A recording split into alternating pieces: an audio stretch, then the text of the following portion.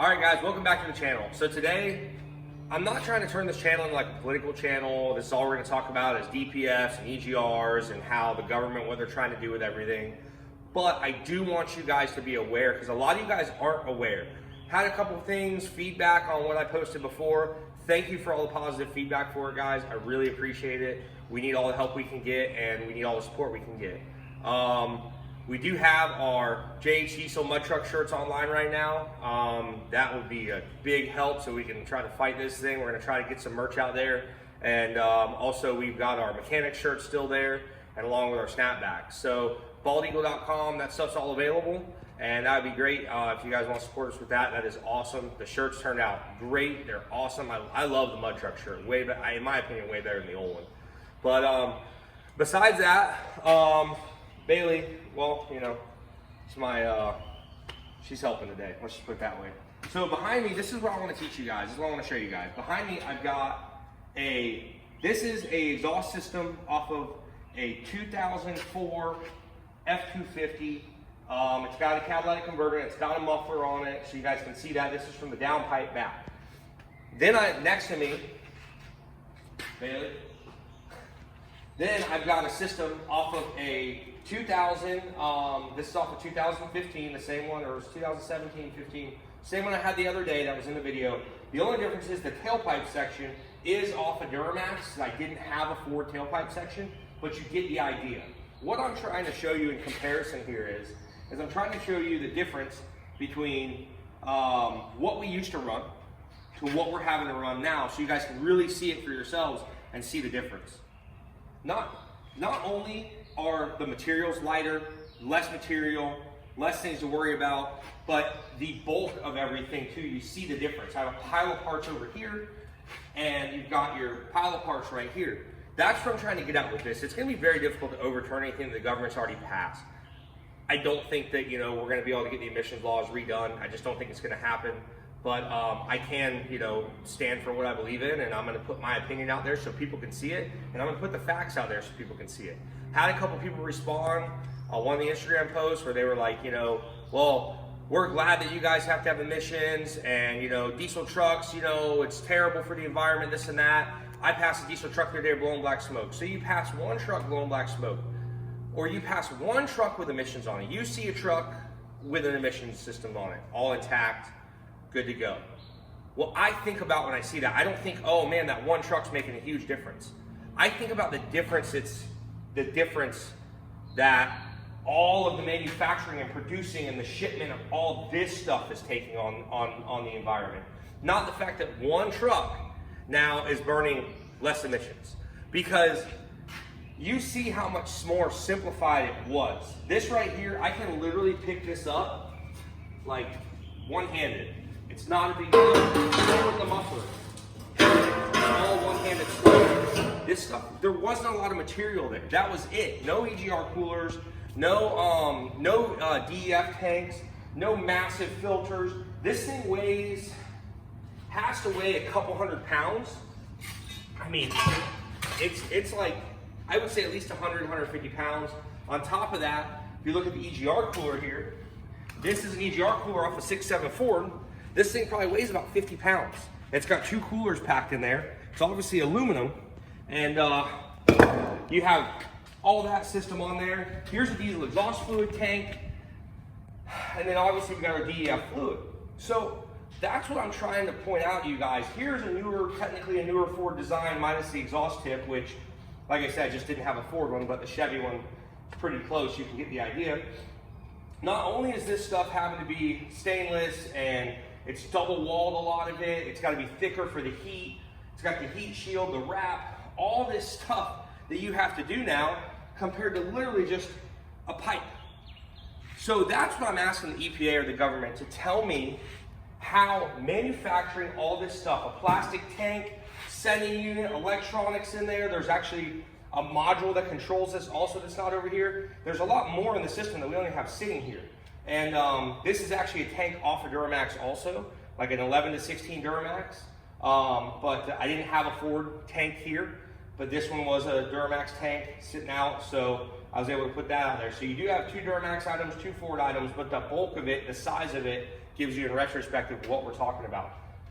What I'm asking the government to do is show me, prove me wrong. Prove to me that manufacturing all of this stuff and all of these materials and mining all this stuff and transporting all this stuff and the factories and all that crap we got going on, show me how it's cleaner than only manufacturing this and then having the truck actually emit emissions. On top of that, like I talked about in the last video, fuel economy.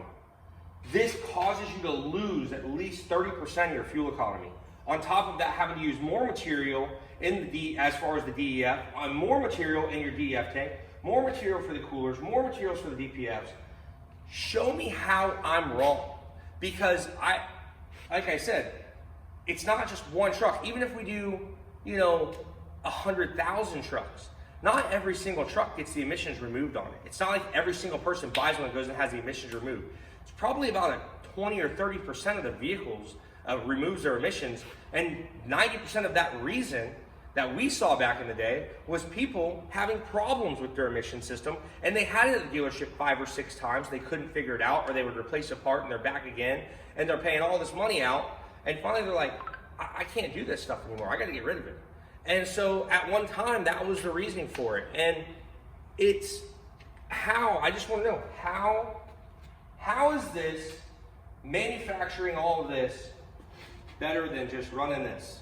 And it has a catalytic converter in it. Hell, we'll leave catalytic converters in the trucks. It's not a big deal.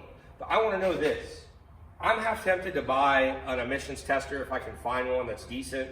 And I wouldn't mind doing tests on this stuff. Let's see what it actually takes on top of the fuel consumption you're gonna use more. And if you're burning more fuel, how is that saving the environment? That's where I'm at on it. I hope you guys can share this. We're trying to get with our local congressman, our governor, Ron DeSantis in Florida, local congressmen around. We're trying to get in touch with any of them we can because we want to take this to Washington. And if that means us going to Washington, then that's going to happen. We're going to do whatever it takes to keep our sport because this is not, like I said, I doubt this is ever going to get overturned. It's hard to repass something once the government's already passed it, unless we get a big enough impact, a big enough following on this, then maybe we can. But it's going to be very difficult to do that. But at least I can show you guys the facts and what I think. If you disagree with me, put it out there. I want to know. I could be wrong. Manufacturing all of this stuff and everything, all the mining and everything might be cleaner than actually letting the trucks burn off the emissions. I don't know. So that's what I want you guys to do. Help me out. Try to help us out. Email our congressman. Email your congressman, whatever state you're in. Not just about the RPM Act anymore. It's more than the RPM Act. Yes, that's going to help, but now it's up to us. This RPM Act, I like it, but it has been taking forever. It's been in the process for years. We've been dealing with this for years. And don't get on to the guys that are just bringing it out. It took me a long time to bring this out in the public and put something out about it. I don't know what the government's capable of. I don't want to incriminate myself by saying something or doing something because anything you say can be used against you.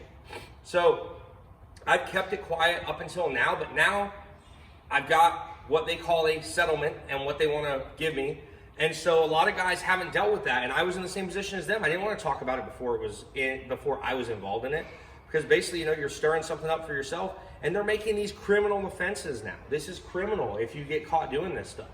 So again, guys, local congressmen, governors, whatever you can do, we need your help. Contact me. I've actually emailed our governor. Contact, whatever we can do. If somebody can put me in touch with someone, great. The only thing I'm asking about you guys is you just can't call my shop. If you want to shoot me an email, my email's on the website, things like that. Shoot me an email that goes directly to me. When you guys are calling the shop, we appreciate the support, we appreciate everything, but you're calling and talking to my service advisor, and he is not involved in any of this, the YouTube stuff. He's strictly here for the shop. He's a service writer, service advisor, and that's what he's here for.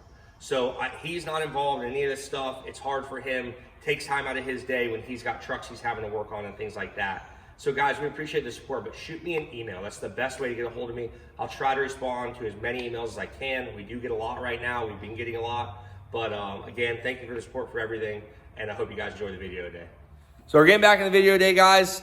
Thank you for watching that first part, and we're here with the race truck today. So my buddy Justin's here. He's gonna give me a hand with it. It's really difficult getting this transmission in. As you guys saw whenever I pulled it out, the Turbo 400, I had to actually take the Ultra Bell off to get it between the arms. So it's gonna be difficult by myself. He offered to come and help me, which is awesome. He also helped me in Daytona the other week, which turned out great. We had a great time at that show. That was awesome. So race truck is in the shop. I've got the Powerglide transmission right here, Ultra Bell, fully built, trans brake, everything on it. My buddy Steve actually hooked me up. I gave him my Turbo 400. He had a Powerglide sitting there and said, we'll work something out. So we got our Powerglide sitting here, ready to go in. I've got a few other goodies over here. We've got our starter and flywheel, which you guys saw the last time I was messing with the truck. Our starter and flywheel's in here. And then we also have our Mesler starter flywheel. And then we also have a few other things. We got dipstick, new power switch, shut-off switch, all kinds of stuff like that. So a lot of parts here sitting for this thing. It's time to get back on it. We got some races coming up we don't want to miss. We did miss the race in North Carolina, but had some other stuff going on. A lot of events going on. We've just been super busy lately. But we're going to get on this thing, start getting the transmission ready, and hopefully get her fired up, see what happens. What you thinking, Bailey? Think about all this. Coming back up.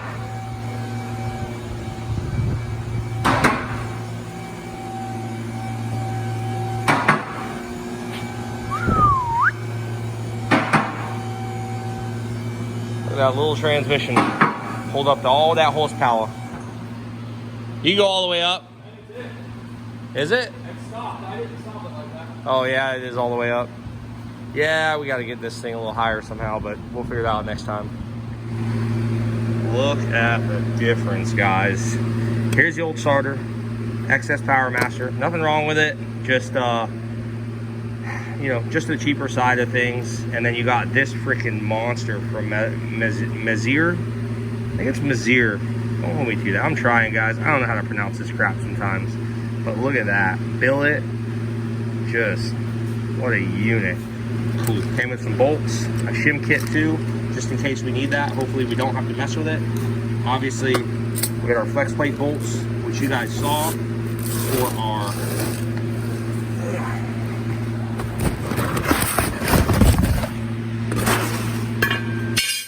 SFI approved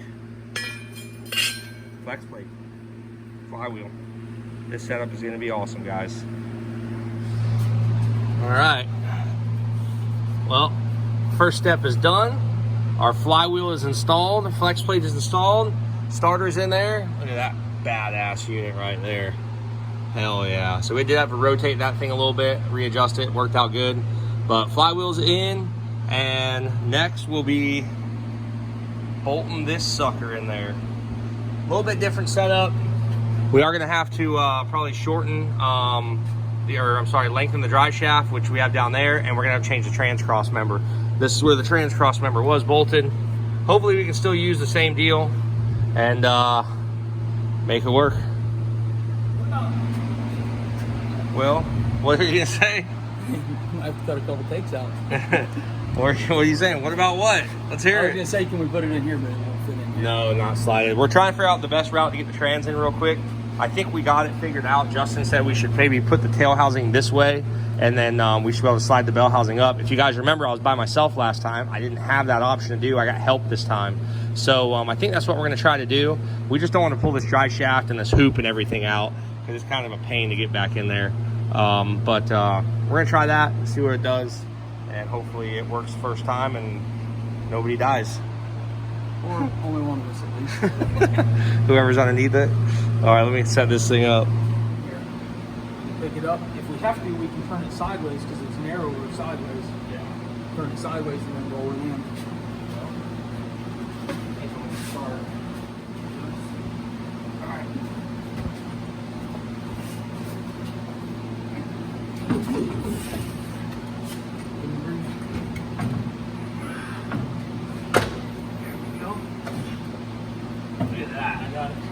Got it?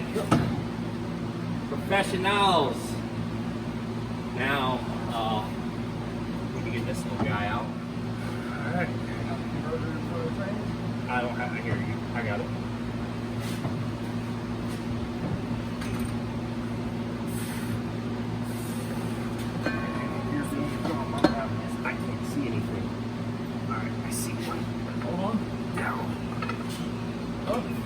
Up. Up. This side's not in, you gotta push your left. Fortunately, you can't see. Not going under the dowel. No, this side's in. No, it's not, is it? One of these dowels are here. Take it back down. Let me see if. Try to cock it this way. It's so far away on this side. So far away on this side. Things gotta be dirty. No, they're pretty damn clean. I think this new bell housing is just so tight. Can you hold this for a minute? Let's get this. Yeah. Get this up. It is, you know. It should go.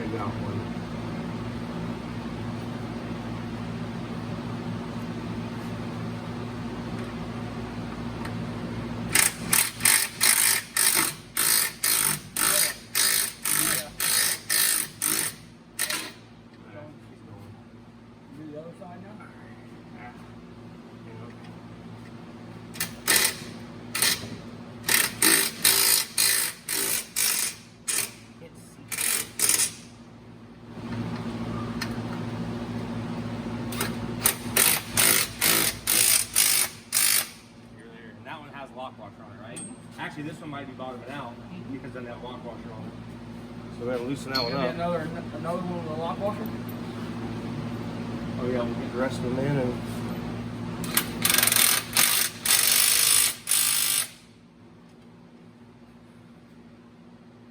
we're in, boys. Almost. Got a couple more small bolts tightened up. Trans is installed. Well, transmission's bolted up. We're in there. Bell housing bolts are all in. We obviously still have to do everything else. And we hit our first thing that we knew we were gonna have to do. We weren't sure how far off it was gonna be. But as you can see, this is where the old Crossmember mounted. Back here. And then now it needs to go up there. So what we're gonna do is we're gonna cut some plates out. We're gonna leave this Crossmember in just in case, hell, you never know, somebody might wanna put a Turbo 400 back in this thing one day. But we're gonna basically have to make a little bit of a brace, and then the Crossmember actually will work. It's just gonna have to redo the mounting brackets is what we're gonna have to do. So that's our next plan, is that, make sure the converter's spaced properly, and then kind of go from there. All right, so we're gonna build new templates because we're gonna leave those other mounts, like I said, on the frame. So this will be for the new Crossmember. I'm gonna go basically find some tubing and stuff that we're gonna need. He's gonna cut these things out, and we're gonna use a grinder on this. We got a few other tools we could use, but we decided to use a grinder on it. So get these things cut out, get it ready to install up there in the frame. So while Justin's in there cutting out the other squares for the Crossmember, I'm actually cutting out the bracing for it. We're gonna use this tubing, 1 inch. It's I don't know what wall it is. Pretty thick wall though, should be pretty good. I gotta cut out a couple different pieces. We're gonna get the 2 little pieces coming off the frame, and then we're gonna do the 1 big piece that we're doing that's gonna go right at the as a brace on the side. Let me get a couple pieces cut out. Okay. If you're working with any metal, piping, cutting, stuff like that, these saws are a must. These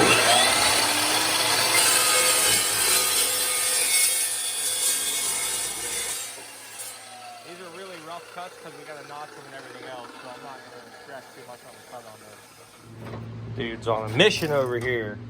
1 cut, 2 cut, good to go. Don't look too close at them. That's all right. That's going to be just fine, I think. I'm not too concerned. I've got the drill bits over here. I'm gonna drill the holes for these things, get them in, and then start mocking up our Crossmember. All right. So we got our nice new FTI dipstick in there, all sealed up, attached to the bell housing like it needs to be. He's working on getting those holes drilled out. So what I'm gonna do with this pipe is I'm actually gonna build, since we're going right off the transmission here, I'm not exactly sure if we're gonna be able to, yeah, it's gonna come right here.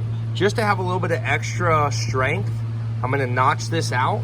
So we'll have a little bit of extra strength because our pipe is gonna literally go right here.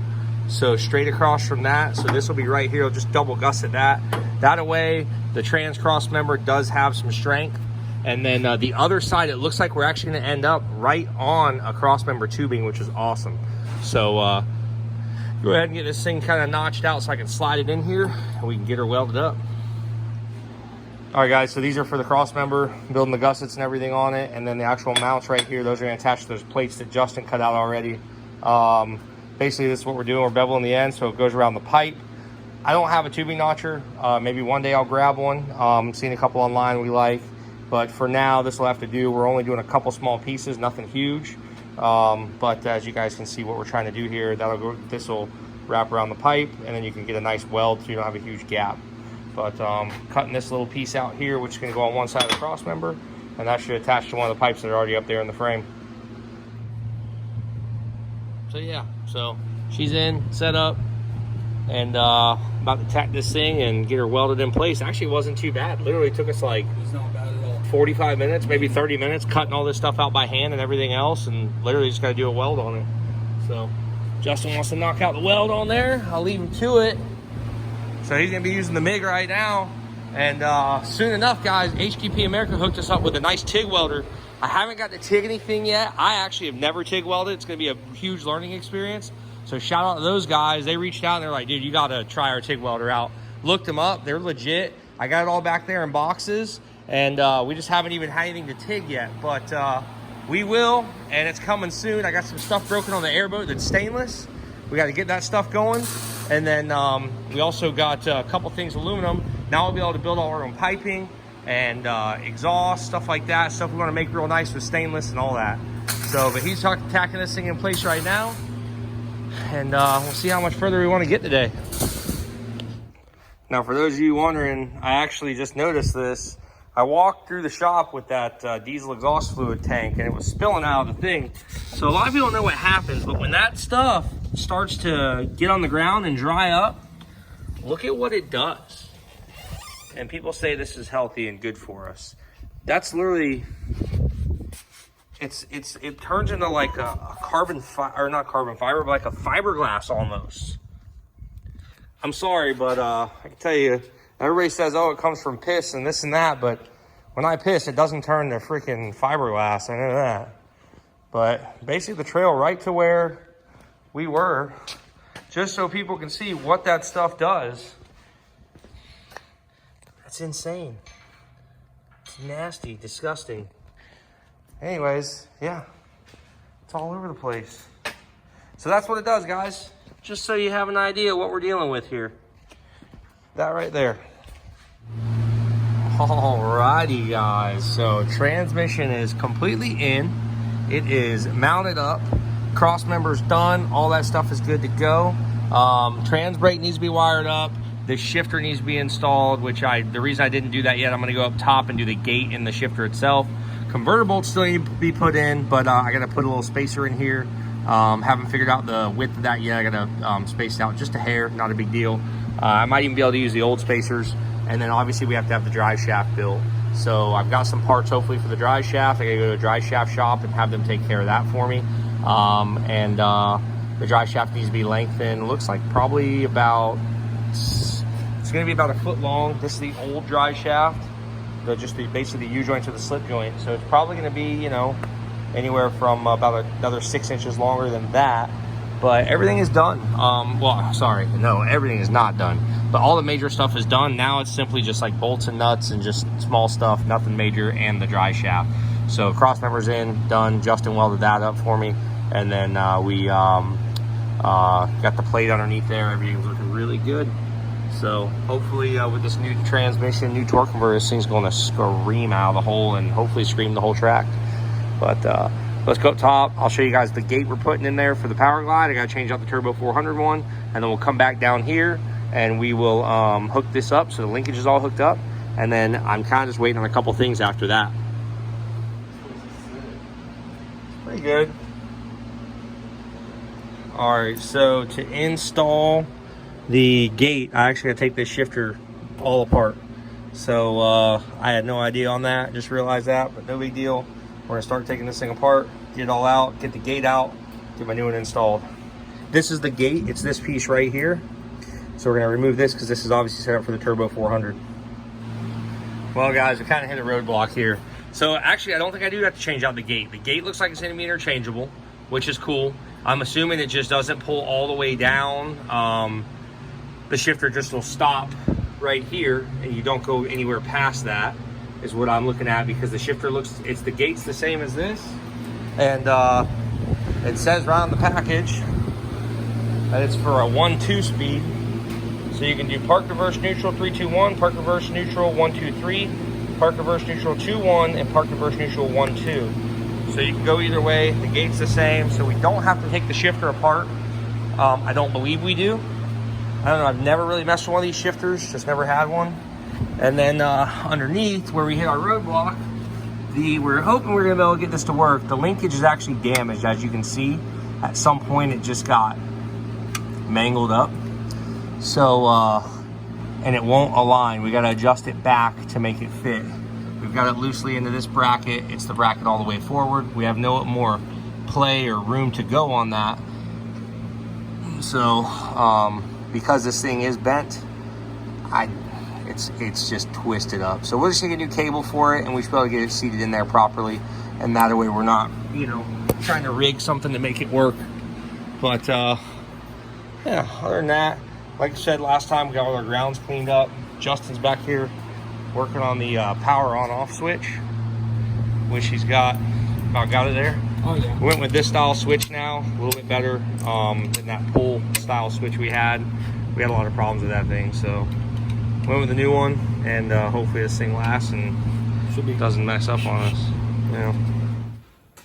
Cool. Well, truck is pretty much set up. Need a few more parts for it. We got to get the torque converter bolted up, get that shifter linkage in there. We got to figure out the top part of the shifter, make sure we're good there. Everything's how it needs to be. What else? Transmission lines need to be hooked up. We got to put adapters on those because the transmission lines are a little bit bigger for the Turbo 400. And yeah, pretty much on our way. So hopefully later in the week, this thing can be fired up and test that new starter flywheel out, test that Powerglide out. That'd be really cool. And get this thing rolling down the road again. Well, rolling to the track again. So anyways, guys, thank you for watching the video. And we really appreciate all the support with the EPA stuff. We're going to do whatever we can. It's not just about us. It's not just about our shop. It's about the whole automotive industry, performance industry, aftermarket industry. It's about everything. So we really appreciate all the support. I really appreciate it. And hopefully we can change stuff and make stuff happen. So thanks again, guys. Thank you for watching the J.E. Cecil channel. We'll see you next time.